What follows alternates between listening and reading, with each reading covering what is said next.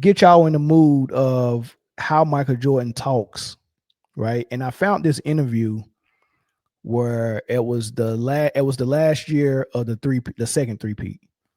It was 97. Um, and they had to sit down, I think, before the season or during the season. And it was Phil, Scotty, and it was Michael Jordan. Phil, Scotty, Mike. And they were getting interviewed, and I think it was NBC. I think it was an interview on NBC. But anyway, they was asked a lot of questions, and they kind of like went in a gradual order, starting from like the beginning of when Phil showed up, right? So he asked the question, what was the Bulls missing when you showed up, Phil? And then like Phil would answer the question, Mike would go, Scottie Pippen would go, right? I want you to hear how Phil and Mike talk about the game, and let me know if you feel educated when you're hearing them speak about it. And then, it's a long clip, so I'll stop it halfway and we'll have a conversation. And I open the phone lines up for this as well. But I want y'all to listen to Mike. It got us to a point, I think with the talent that we had on this team and how we were progressing, even when he was a head coach, we were moving in that direction. I think what happened when Phil came on, he gave us a system, to work within. That's when the triangle basically evolved. Up to that point, it was a lot of individual talent, and Doug seemed to utilize that and to get to the level that we were. Could we have won it with Doug? Yeah, I think we can sit here and debate that all the time. But I feel that the change was made, and we made the best of it. Let's just say this way: Doug gave great intensity to the team. Great work. I mean, guys came and worked real hard every day, and they learned that work ethic that's really important to win. I think that really helped. I think he really made a mark on myself and a guy like Horace, who were young players, because he used his intensity night in and night out to push us and get the best out of us while we were still young players. Phil. So first of all, when they asked that question about Doug Collins and basically was saying why y'all couldn't win with Doug, right? And when Mike started talking and answered the question, and then he said at the end, could we have won with Doug? I mean, we can debate that all the time. I wish you got to go to the video, because when he said that, Phil Jackson giggled like, y'all weren't about to win nothing with Doug Collins. Phil Jackson giggled. I thought that was funny, but I kind of take like the way they're explaining it.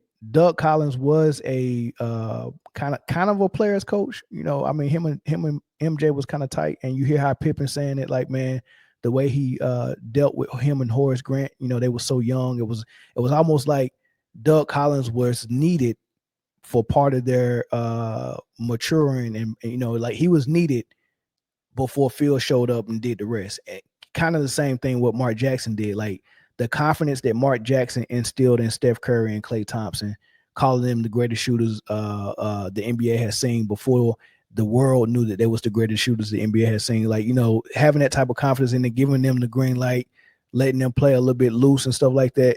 It was perfect. He built them up, built their confidence up. I mean, of course, he couldn't finish the job. He got fired, and Steve Kerr came in. And I think it was perfect timing for Steve Kerr for where they were at. It seemed like that was kind of how it was with Doug Collins and Phil Jackson's swap out, right? But most importantly, how they describe, or what he's about to ask Phil now, how they describe what changed when he got there. You took over. When you did take over this ball club, what did you feel was missing? Well, it's really obvious what was missing. What was missing was a well-rounded offense, because we had so many offensive things that ended up with Michael having to do it. We were trying to run a point guard offense, but ultimately we didn't have a point guard. John Paxson was not a point guard, because ultimately they could put an Isaiah Thomas on him. They could put someone with quicker speed. We tried different types of point guards. And ultimately, when we got to Detroit, we had to put Michael at point guard, because he's the only one that could really bring the ball up the floor. Well, the concept of a system offense is that you have varieties of people that can bring the ball up the court. And we saw Scotty as potentially a person that could be the lead guard in this team, relieving Michael the pressure of doing that. That was what was ultimately the difference 2 years later, when we were able to withstand that kind of pressure you get in big-time series. So that was big. So he's giving you the rundown, right? So when you hear people have these conversations about Mike couldn't do this, Mike couldn't pass well, and all of this stuff, man, you got to kind of go back and study the history of the thing and like to know that that's all cap. Also, what you also got to know is when he asked him what was missing, he said a well-balanced offense was missing. He said with Doug, Michael Jordan was doing everything, and which is true. He did have a stretch where he was tried out at point guard, where he averaged almost a triple-double. Like, you know, and his numbers was amazing. He was well above 30 points a game and close to 10 assists and close to 10 rebounds. Like he was doing it all, but that's not winning basketball, right? So if it's not good enough for the greatest player we ever seen play, and if Phil Jackson had to come in and show them a better way where it's more well balanced and it's not one guy doing everything, you know, if that was good for the GOAT, it's got to be good for people like LeBron and Westbrook when he was doing it, and Harden, and now Jokic and Luka. Like, someone has to be smart enough in the NBA that's dealing with these players to say, that's not winning basketball. You have to stop playing like that. I know your numbers are outstanding. I know you're getting MVPs by playing like that. I mean, Harden has got an MVP, and he was in his prime. He was in the MVP discussion for like 3 straight years playing that style. Westbrook got an MVP like that, and he could have been in the MVP discussion for longer if he didn't start making it obvious that he was padding his stats. People just got tired of voting for him, right? Luka supposed to be in the MVP discussion every year, but his team is never playing good enough for him to stay in there. He's always the preseason favorite to win it because they know he's going to have these triple-double stats because he's doing everything for his team. And Jokic have won 3 MVPs, and his fans want him to have his 5th this year. They wanted him to win the year before last when Embiid won. So they want him to have 5 straight MVPs, all because the triple-double stat, when people like Michael Jordan, Phil Jackson, and Scottie Pippen will tell you that play style is bad basketball. It gets you stats, but it don't get you the rings that you want, right? Jokic was able to get 1 ring like that. And it's very hard for him to even get back to the conference finals, where to the point where we're blaming Bruce Brown for the collapse of the Denver Nuggets. The loss of Bruce Brown is the reason why the Nuggets ain't been back to the finals. KCP, Caldwell Pope, and Bruce Brown is the reason why the Denver Nuggets ain't in the championship every year. Let that sink in. That should tell you are playing a flawed basketball system if losing a role player and a player off the bench takes you out of contention, right? So what's up, man? I appreciate you, brother. So Phil Jackson is explaining how Michael Jordan was doing everything at first, and then when he got there, they wanted to put in a more balanced offense, but they was having trouble figuring out who was going to, because he said they tried to run a point guard offense when he first got there, but they didn't have no real point guards that can handle the pressure that playoff teams like Detroit was giving him. They said Paxson wasn't the type of point guard that could do that. Paxson wasn't a Mark Price or anything like that, you know what I mean, or a Stockton, right? So he was a fine player. He was a good shooter, and he played defense, and he was hard-nosed. He was tough, but he wasn't really a point guard like that, right? So he said that we had to get the ball to MJ, and this is the dude we're relying on for points, and I got to rely on him to bring the ball up. It's not really good, and people like Phil Jackson know it's not really good for my number 1 scorer to be the guy that's running my offense. That's just not good. That's not balanced. Everything in life is supposed to be balanced. So why would we have an imbalance in basketball and think that's going to be the winning formula? So he knows balance is very important, and he knew that I got to get Michael Jordan off the ball. But the triangle offense, the Zen philosophy, all that stuff, how quickly did you guys buy into it? It took a while. Couple of years. It took at least 3 years before we fully understood 3 the system. years. And, Phil was very patient, as well as Tex, who implemented it all together and came up with the concept. And just took some time for us to connect and understand that, you know, each other as a team and act instinctively instead of always knowing exactly a certain play. Systematically, we started to read each other and made it tougher for defense to try to defend. Let me ask you about the last time you played the Pistons. It was your 3rd year in a row. Again, it's an Eastern Conference Finals. This time it goes to 7 excruciating games. Well, in the Philadelphia series, which was about 3 weeks before then, Scotty's father had passed away and he had gone and left the team. We'd had to rally around the big game on Mother's Day, but he came back for the Tuesday game in that series, and we got around Scotty because, he had been apart from us for about 4 or 5 days, gone through a traumatic thing. And, we felt like, this is a guy that, really needed some support in our system, at least, and what we wanted to do. And that's why we did that type of a thing. But, it just doesn't go away. Losing a family member as important as your father doesn't go away in one gathering or a funeral ceremony or whatever else. As we all know, it takes a year or a long process for those things to disappear. When you lost that game, what was your thought process? What were you thinking? I mean, because you had been to that step again. Well, Jerry Krause came through the door after we had a meeting, and I think kind of took the edge out. He was, in his own way, kind of mad, but it was kind of intense in a way that is only Jerry Krause can do. Right. And so we all kind of just put it to bed, and we said, we were really disappointed in ourselves. Jerry was kind of mad at us for what had happened, but we knew there's nothing to be mad about. We just weren't grown up enough to go through that series against a team that'd been through, an Eastern Finals, 2 championships, World Championships, and they were still a little bit better than us in the subtleties and the intensity of the game. We weren't quite mature enough.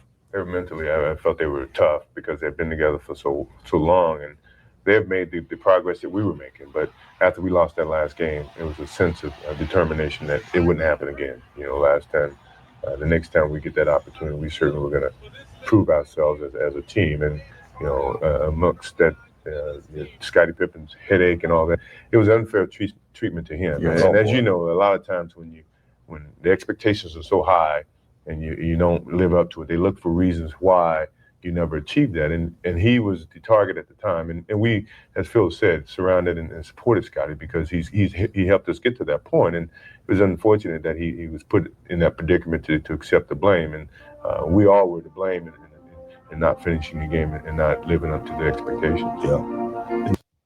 So you hear Michael Jordan take accountability for the loss to Detroit the last year before they actually beat them.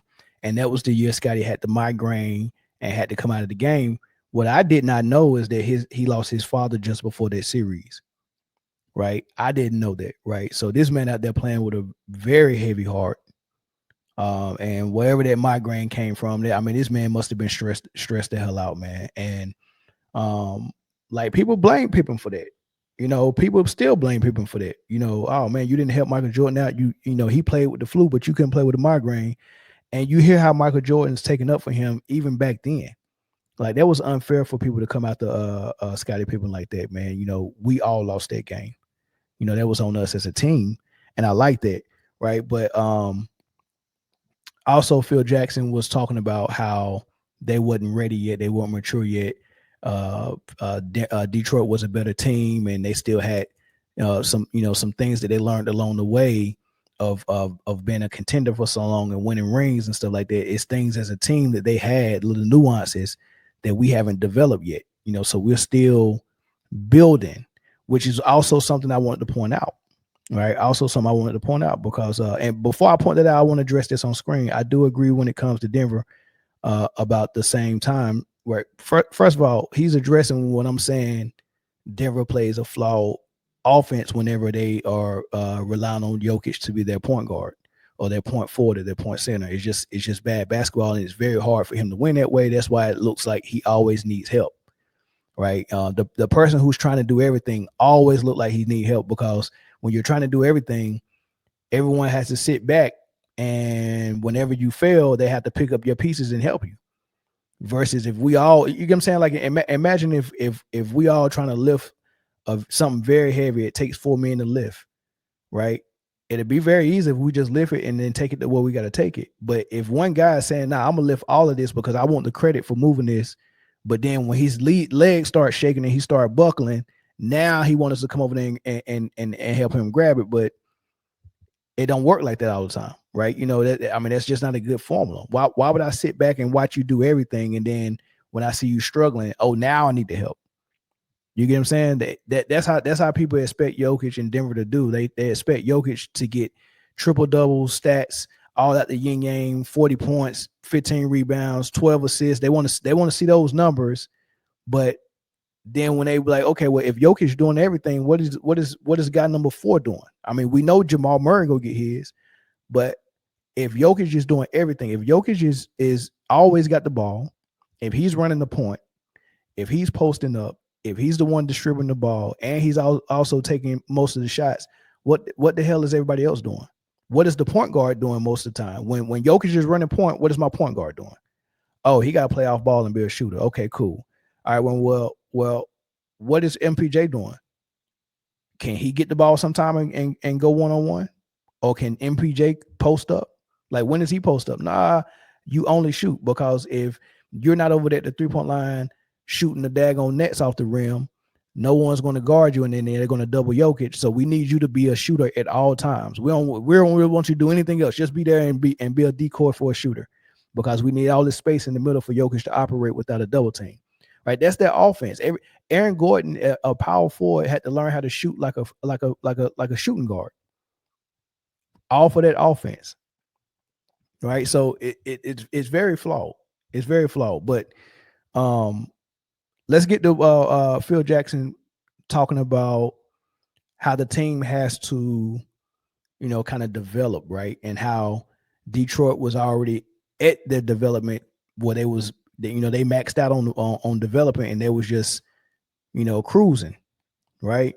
Well, the Bulls was on the trajectory on the way up, right? So the way I look at it, if y'all ever played King of the Hill, is one person at the top of the hill, and everyone else's job is to get at the top of the hill and try to pull them off so they can be the king of the hill.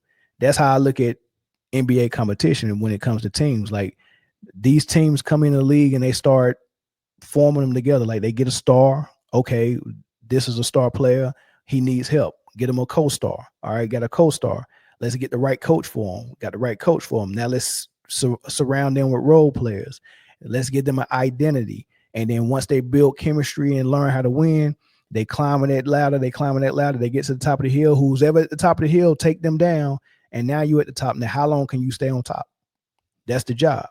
So when teams are doing this, trying to learn how to win and doing all that stuff, a lot of times they get knocked down. They get to the top of the hill, try to take them down, get knocked down. But every time you come back, you get a little bit better, a little bit stronger, right?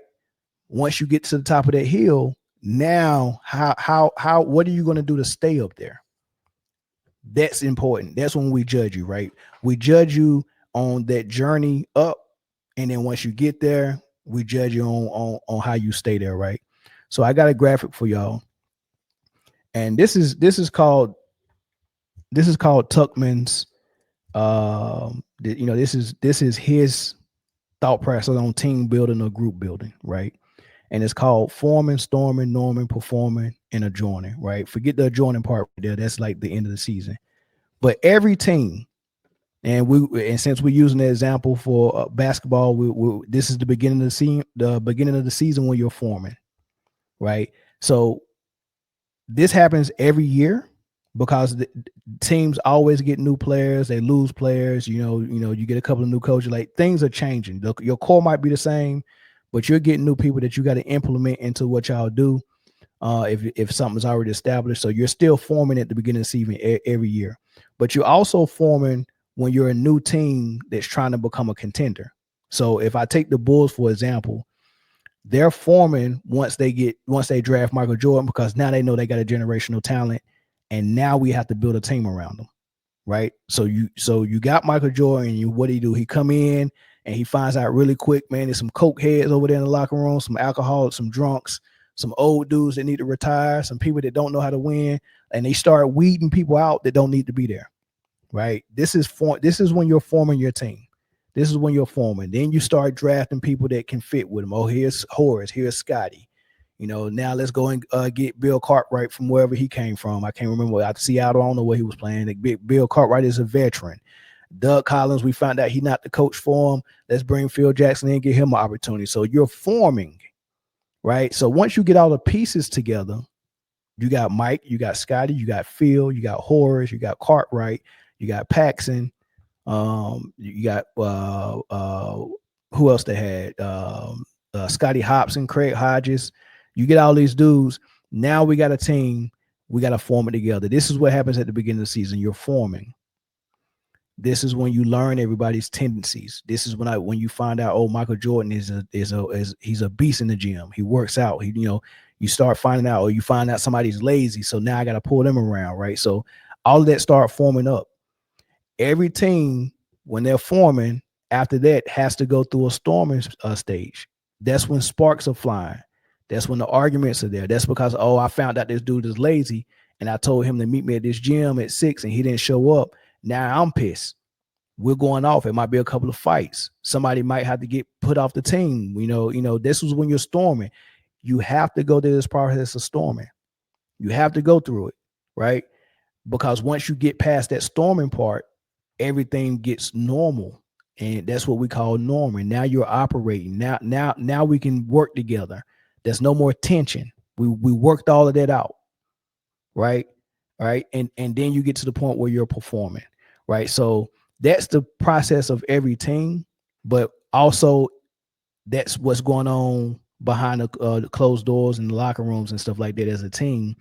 But you're also doing it in the public eye when you're trying to win, right? Because when you're building a contender, you're going to fail in public, right? You're going to storm in public, right? So once you get to performing and this team is operating and clicking on all cylinders, you got to go put it to test. And you put it to test in the playoffs. All right, so we got a performing team. We think we got what it takes to beat the Pistons. Now we got to go out there and show the Pistons we can beat them. And every time they tried, the Pistons would knock them down. I think they lost 3 times in a row to the Pistons, maybe 4 times. Well, 3 times in a row for sure. Every time they think they performing and they go and test it against the Pistons show them not yet.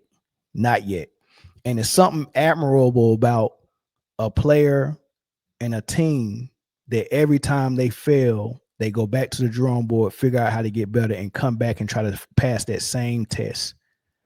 That's very different from how LeBron James, when he was failing, because he got his teams to the performance stage. The Cleveland Cavs was performing.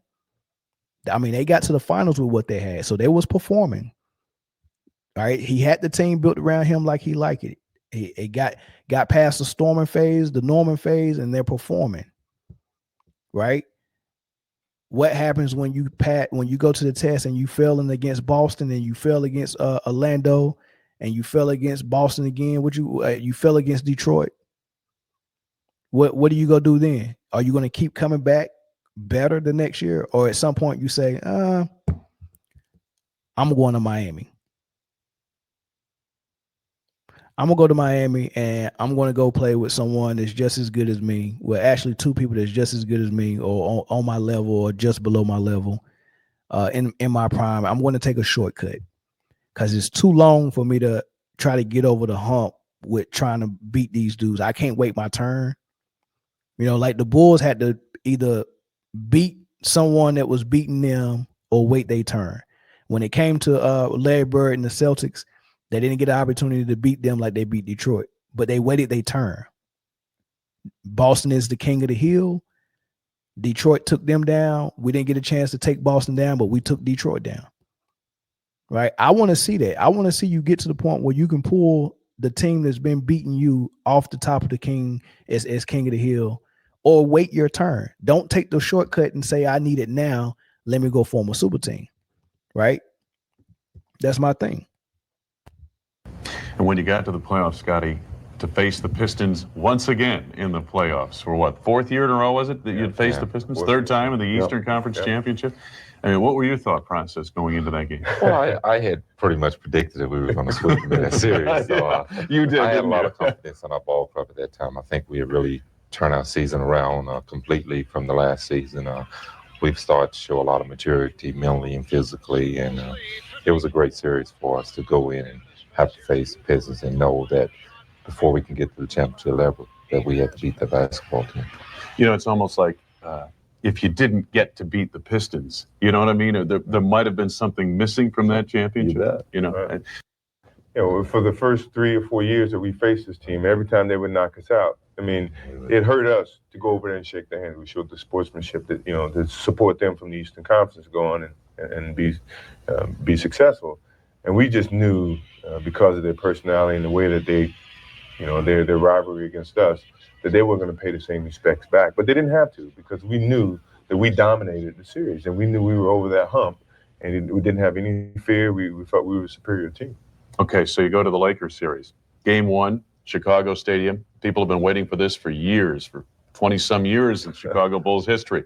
Yeah. Sam Perkins hits a three-pointer at the end, and you're down 1-0, and you're about to join the 69 Cubs. What were you thinking then? We were very nervous, first of all. It's the first time we made it to a final, and everyone was saying, well, you have to go to a final the first time to lose, so you know how to win it the second time. And I guess when we had an opportunity to win the ball game in the first game, even though we didn't play our best basketball, we took a moral victory from that. And from that point forward, we felt we were better as a team, more mature as a team, and ready to accept the challenge. And I think we went back to the drawing board more or less and drew up our strategies and stuck right to it, and we never really had a problem after that. I got to ask you, the lasting image, I don't care how many championships you guys win, will be of you with the cap on, the trophy embraced, and crying on the trophy.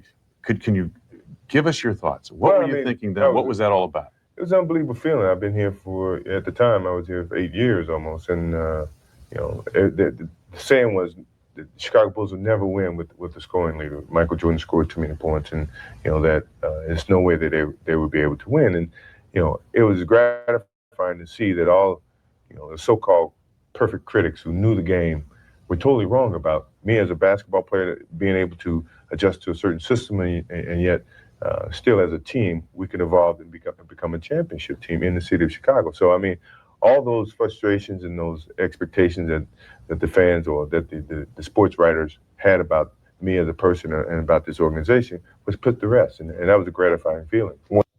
So you see, it's a big difference. That's way different from forming a super team, right? That's totally different, right? So if we go back to that graphic, right? When you form a super team, the reason why it's a shortcut is because if you don't get to the part where you're storming and you get through that so you can start norming and performing, you can actually skip that because the team is so stacked. Like, you got 3 Michael Jordans on the team, right? Or at least 2 Michael Jordans and 1 Scottie Pippen. Like, the team is so stacked. You could be a bad locker room. You could the chemistry cannot be there. Like, you could not get through all these group building stages and still, like, that's what Miami did. Miami was not together that first year, and they still got to the finals. Remember, Miami started out, we thought they was gonna come out and just go 15, 16 straight wins the first part of the season, and it didn't happen like that. It came out and struggled. And then eventually they started playing a little bit better, and then they made it to the finals, and they got exposed. They got exposed because they skipped at least 2 of these stages. Like, they were just out there, and having a super team is so much of an advantage. It could be a bad put together team with no chemistry, and you can still get to the finals with it. That's why super teams aren't that respected, right? Miami skipped all of that. They skipped all of that, and then they realized that we actually have to build the team the right way the second year, and then they went through it the right way and did it. But that first year, it was just, oh man, we got a super team. We just go run through everybody, and they did. They ran through everybody and got to the finals and got exposed by Jason Terry. That was not supposed to happen. That happened because they skipped so many steps because they didn't have to go through those steps because they was a super team. TJ said, question, did Boston wait their turn? Yeah, they did. Boston waited their turn. Not Boston, the franchise, but the guys who came together in Boston waited their turn. Ray Allen was in Milwaukee. He did it the right way in Milwaukee. It didn't work.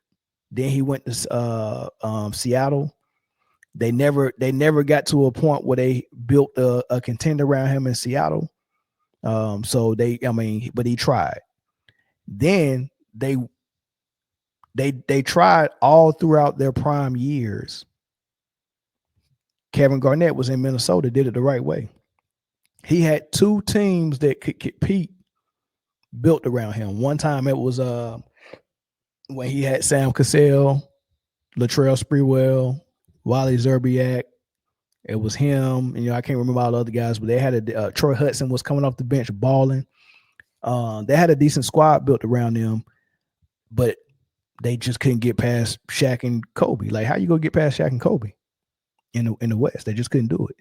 Right? They got past Sacramento one year. They beat he went head up with Webber and beat them, but I mean, how you gonna get past Kobe if you ain't, it's Shaq and Kobe. That's so he tried most of his prime years. And Paul Pierce, he had something decent around him with Antoine Walker and a couple of other guys as well. They made a couple of playoff runs, but it wasn't enough. So they got through their prime. They had about 2 years of prime basketball left in them. And what happens when you go your whole career trying to win and you realize you couldn't do it? All the old guys do it. When Jason Kidd realized he couldn't lead a team as the number 1 and win, I mean, he got the Nets to the finals twice. With one year, I think Kenya Martin was his second best player. I think the other year it might have been Vince Carter, but he got to the finals twice. But he realized I couldn't do it. So at the end of his prime, he joined Dirk in Dallas and got him one. Gary Payton, he tried to do it in Seattle. He went through his whole prime in Seattle, realized he couldn't get it done, and just said, I just won a championship just one time. So as an old guy, after I've tried it as in my prime, I go as an old guy and try it over here with the Lakers. It didn't work. Same thing with Karl Malone. He went through his entire prime with John Stockton in Utah, and then his last couple of years, let me try to get a ring at least before I retire. So when the old guys spend the best years of their life trying to do it the right way, and then when they realize that they weren't good enough to do it, that as a final last resort, all right, I try to get at least one ring before I retire. Sometimes it works, sometimes it don't. So yes, Boston, when it comes to Garnett, when it comes to Ray Allen and Paul Pierce, they did wait their turn. That's not what LeBron did. He didn't spend his whole prime trying to do it the right way so he could prove himself. He skipped it. He said, I'm gonna take my best years and go get on the super team. That's totally different. That's totally different. I hope you understand that. Right. Who said they start crying in the second quarter? All right, so I'm gonna open the phone lines up, y'all, because I want to hear what y'all think about this journey that we just heard Phil Jackson and Scottie Pippen and Michael Jordan kind of describe. Kind of getting to the mountaintop. That same mountaintop that John Stockton said that LeBron took a helicopter to, and that's what he was talking about. Like John Stockton said, LeBron took a helicopter to the top of the hill, like that hill that Phil Jackson and Michael Jordan and Scottie was just describing, that they had to go up, and every time they got up there, the Pistons knocked them down, and they kept rising back up. Pistons knocked them down. They went back to the drawing board. Let's figure this out. Let's get stronger. Let's get smarter. Let's get better. They go back up there. Pistons knock them down again, and they get back up there. They finally knocked the Pistons down. It was a sweep. Whooped the pants off of them boys and got to the top of the hill and three-peated. Right? That's grit. That's determination. That's something that we can respect. But getting knocked down and then saying, oh man, I ain't about to keep getting knocked down, and I'm not waiting my turn. Hey, Wade, what we doing? Because we got to catch Kobe, because Kobe already got daggone 5 rings and we ain't got but 1. Wade had 1, LeBron had 0, Kobe had 5. We want to make our mark in history and be above Kobe Bryant. How we gonna do that if he got 5 rings and we've been here for 7 years and we only got 1 between us? That's why they took that shortcut. And now he wants us to respect it, and nobody respect shortcuts. And you got people coming out like John Stockton. Like John Stockton rarely talks. What's popping? K-Sop, man. I was just listening to one of your shows yesterday. I you know which one I'm talking about too. I was like, man, how the heck somebody bringing drama his way, man? He one of the coolest dudes in these YouTube streets, man. I'm like, man, who bringing drama that man way? I'm like, I know they got it out for me then, because K-Sop way cooler than I am. I know. Hey, I know they got my daggone name all messed up. But yeah, you know which episode I'm talking about. I was watching it last night, man. I was like, golly, got to be more careful. But yeah, shout out to Simply Ball Dropping, man, and K-Sap, man. But we'll talk though. I was just shaking my head like, man, you got to be kidding me, man. But you know what? You should just ignore it though. For real. I probably wouldn't even address it, but yeah, shout out to y'all over there at Simply Ball Dropping, man, and everybody in the audience, man. Y'all go get them a sub. I know a lot of y'all already watching it over there though, but if you're not, go ahead and go get them a sub, man.